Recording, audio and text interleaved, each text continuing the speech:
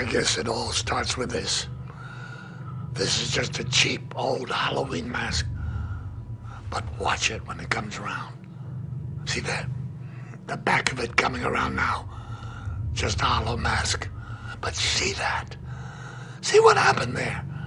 Now it looks like it's not a hollow face, but like the nose sticks out and the rotation seems to go in the opposite direction.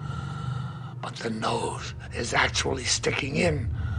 You see, our brains have trained us so well to know that noses stick out, that faces stick out, that we can't possibly imagine one that's the inverse, even when presented with one. And that's the root of it all, the hollow mask test. Scientists have found that normal, healthy people cannot see the inverted face as it is. Their brain pops it out in reverse, not allowing them to see reality for what it is. Instead, making it something more recognizable, more comfortable to look at.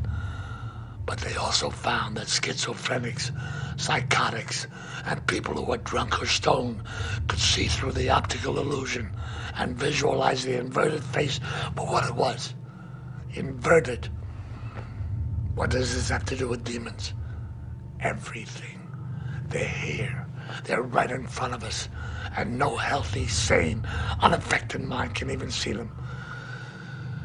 I've been drinking one night on the job, still reeling from the death of my son and daughter-in-law. I was snapping shots at a double homicide when I saw it.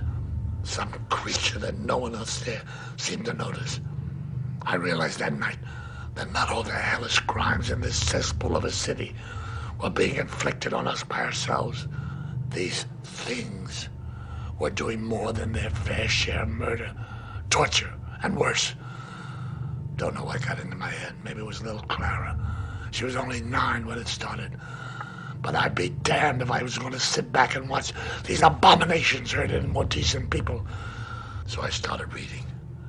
Turns out 3,000 years ago, the Arabs caught on to the same thing I did. They also figured out how to imprison these damnations using a kind of Camara Obscura technique that would leave the thing trapped in a box or a lamp. The Arabs called them Tichinis. The Greeks and Egyptians called them demigods. The Christians called them demons. They've had many names, but they make no claim to be part of any pantheon. As far as I can see, they're just predators. Predators from outside our reality. I call them sleepers. They sleep for eons and emerge from time to time to feed on our misery. I guess now is one of those times when one of them came for me and found Clara, but I was ready for the son of a bitch. And I captured it. Not in a box or a bottle like the Arabs, but in a photograph. There were 6 demons I soon discovered that plagued the city of Los Angeles. Turns out I've been photographing their work for years. I didn't know their names, but I knew their handiwork. So I gave them names. Splinter, the devourer of healers. Magoria, the consumer of the sick of mind. The Bag, killer of heroes. Mr. Hurt, hunter of children. Mother, murderers of those who comfort. And the Bad Place, that which eats the lost. So far, I have 5 of the 6 imprisoned here. In this book are their photos which act as prisons, where they will be kept forever, God willing. I make this tape as I'm about to head out after the final and most dangerous of the 6, the Bad Place, where I hope to pin down the occupant with this.